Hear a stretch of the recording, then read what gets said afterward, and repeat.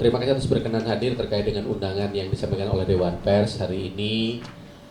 Kami berserta dengan konstituen Dewan Pers hadir di ruangan ini menyikapi terkait dengan adanya RUU terkait dengan penyiaran.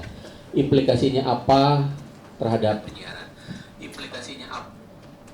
Saya pikir lagi ini terkait dengan kebebasan dan kemerdekaan pers. Maka nanti barangkali Ibu Ketua izin akan menyampaikan secara detail terkait apa sikap dari Dewan Pers dan komunitas pers khususnya gitu kan menyikapi adanya RUU penyiaran yang sedang banyak diperbincangkan yang tentunya punya implikasi besar terhadap kemerdekaan kebebasan pers.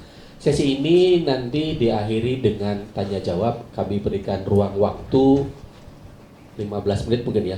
Jadi kita batasi nanti pertanyaan dari teman-teman. Saya rasa barangkali itu sebagai pembuka, izin Ibu Ketua bisa langsung menyampaikan. Terima kasih. Terima kasih teman-teman media, terima kasih banyak.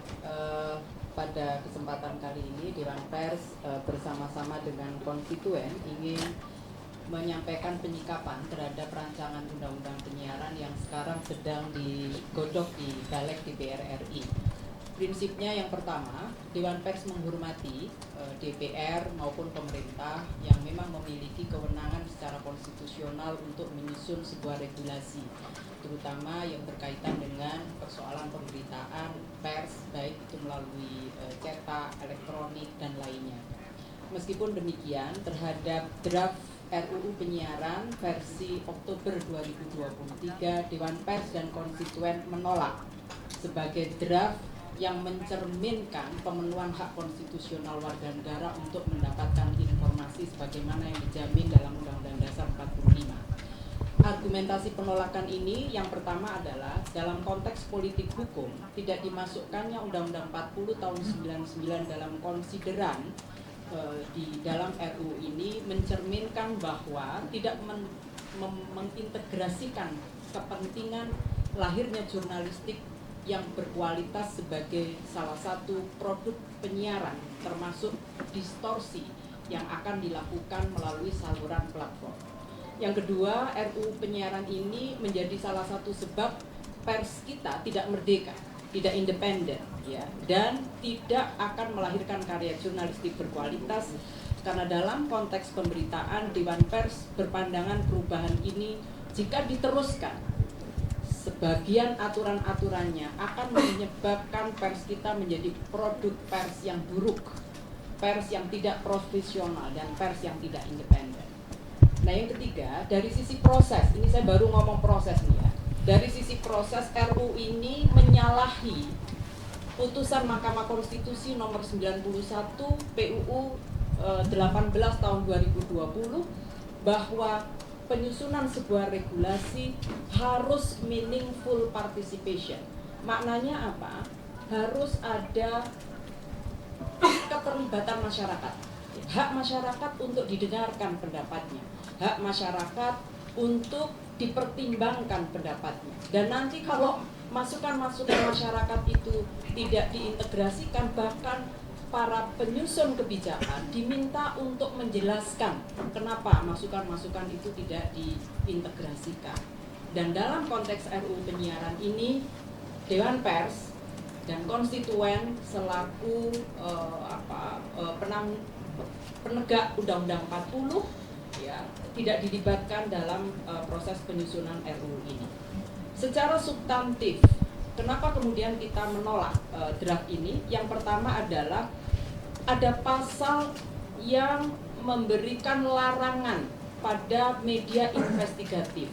Ini sangat bertentangan dengan mandat yang ada di dalam Undang-Undang 40 pasal 4. Karena kita sebetulnya dengan Undang-Undang 40 tidak lagi mengenal penyensoran, pemberedelan, dan pelarangan penyiaran terhadap karya jurnalistik berkualitas. Nah, penyiaran media investigatif itu adalah satu modalitas kuat dalam karya jurnalistik profesional.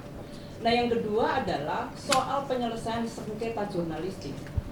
Di dalam RUU ini dituangkan di penyelesaian itu justru akan dilakukan oleh lembaga yang sebetulnya tidak punya mandat penyelesaian etik terhadap karya jurnalistik. Mandat penyelesaian karya jurnalistik itu ada di Dewan Pers dan itu dituangkan dalam undang-undang. Oleh karena itu penolakan ini didasarkan juga bahwa ketika menyusun peraturan perundang-undangan perlu dilakukan proses harmonisasi agar antara satu undang-undang dengan yang lain tidak tumpang tindih, ya. Karena pengaturan ini juga diatur di dalam Perpres, ya, Perpres 32 tahun 2024 yang baru saja disahkan oleh Presiden. Pemerintah saja mengakui begitu, ya, kira-kira, tapi kenapa di dalam draft ini penyelesaian sengketa terkait dengan jurnalistik justru diserahkan kepada penyiaran, ya. Ini betul-betul akan menyebabkan cara-cara penyelesaian yang tidak sesuai dengan norma undang-undang yang ada. Itu kira-kira catatan kami.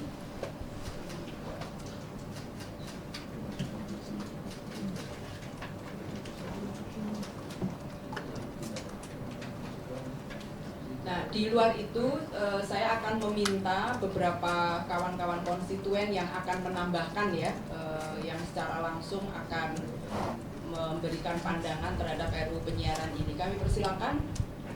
Aji, ada? Atau sudah cukup? PWI, monggo, silakan. Baik, terima kasih Ibu Ketua dan anggota Wakil Ketua dan anggota Dewan Pers, teman-teman sekalian. Sikap PWI adalah pertama, tadi sepakat dengan Dewan Pers bahwa usulan RUU ini tidak sesuai dengan aturan main hukumnya. Jadi justru Undang-Undang 40 itu di undang-undang yang lama ada, di sini dihilangkan. Kemudian di pasal 42 itu dulu dikenal ada namanya wartawan penyiaran, itu wajib untuk mentaati kode etik dan peraturan perundangan lain. Ini dihilangkan. Jadi kata wartawannya dihilangkan. Jadi tidak dianggap bahwa penyiaran itu ada wartawannya. Kemudian penyelesaian sengketanya juga tadi sudah ditegaskan bahwa ini diambil alih oleh KPI dan berdasarkan dengan P3SPS dan SIS, ya. Dulu kita kenalnya P3SPS dan P3 dan SPS. Sekarang P3 dan SIS, ya, terakhir.